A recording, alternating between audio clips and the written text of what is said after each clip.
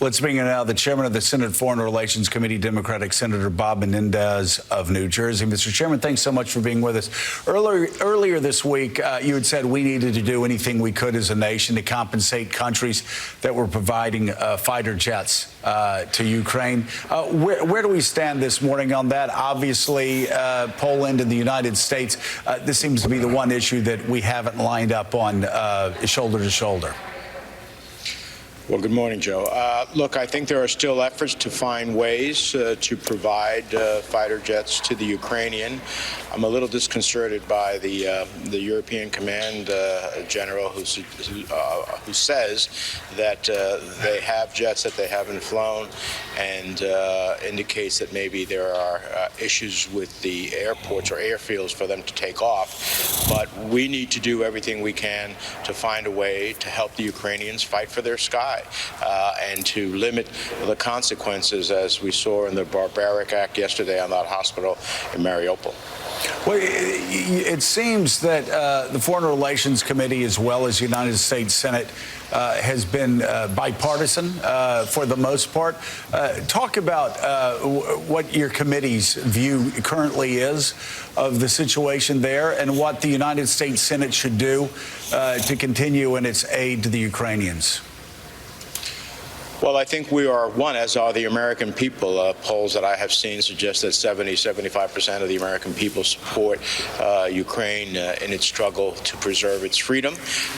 And we have been forward-leaning on, like my legislation that I call the mother of all sanctions, for which the administration, to its credit, has taken enormous elements of and put into effect.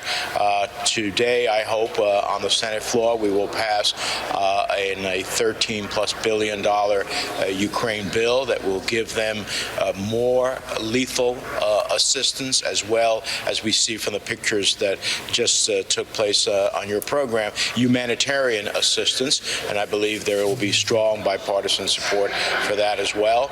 And then finally, we need to keep finding every way to tighten the noose around Putin's neck so that this barbaric war can stop. Chairman Menendez, good morning. Obviously, President Zelensky has been calling again, even today and for the last several weeks, for a no-fly zone. He says close the skies, to use his term. That has been a non-starter, a pretty clear no from the United States and from NATO because of the implications of what that could lead to, an escalation that could turn into a world war.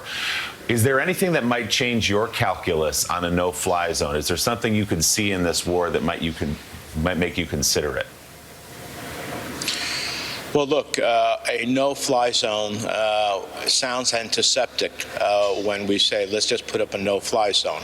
Obviously, a no-fly zone means that the United States and NATO would declare the skies over Ukraine impossible for any other entity to enter, and the only way, in this case Russia, to enter and enforce that no-fly zone is for U.S. and NATO fighter pilots to ward it off, and if they fail to obey, to ultimately strike it. Once you do that, you're in a war with Russia. I don't think that the support of the American people extends to that.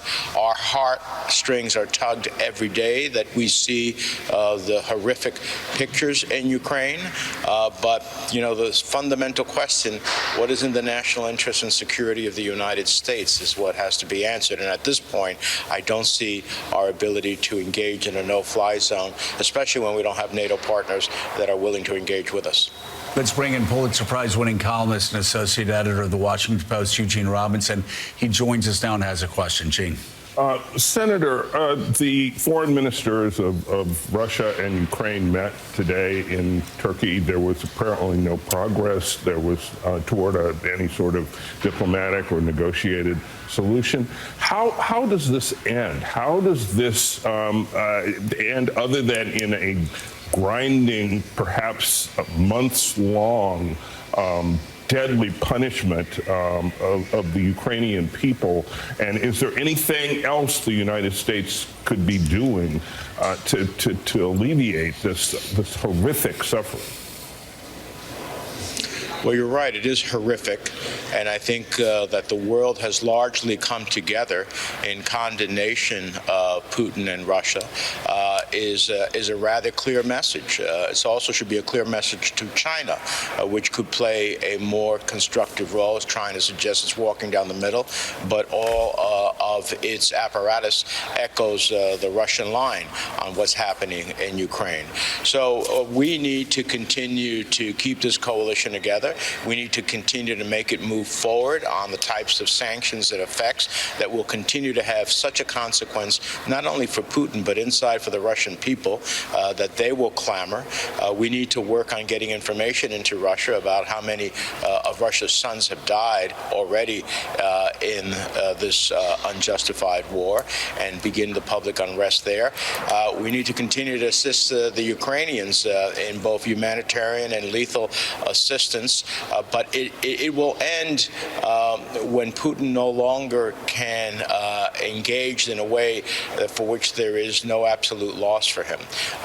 He will seek to find something for an off-ramp, and whether or not that can be provided is a real question. Otherwise, we're looking at a long-term consequence for the Ukrainians in the first instance, and a real strategic failure for Russia and Putin in so many different dimensions. The problem with that failure is that too many lives get lost in the interim. And, Mr. Chairman, speaking of China, this just broke on Reuters an hour or so ago. China has refused to supply Russian airlines with aircraft parts.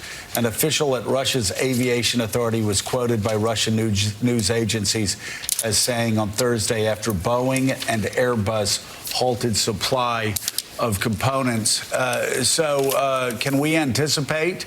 Are you hopeful that China will, at some point, start applying more pressure like this on the Russians to go to the peace table? Well, look, I certainly hope so. I mean, part of what I have been advocating is a strategic full-court press globally by the State Department and our allies, so that those countries that have not joined us either in the UN vote or in sanctioning Russia seek to do so. And for China not to be able to get away with getting all sides, which is what it's trying to do at this point. That's a welcomed action by China, but there is a lot more they could do. If China doesn't want to have more Ukrainian lives on its hands, it has the wherewithal to, specifically of any country right now, to influence Putin in a way that might change his calculus. All right. Chairman of the Senate Foreign Relations Committee, Senator Bob Menendez, thank you very much for coming on the show this morning.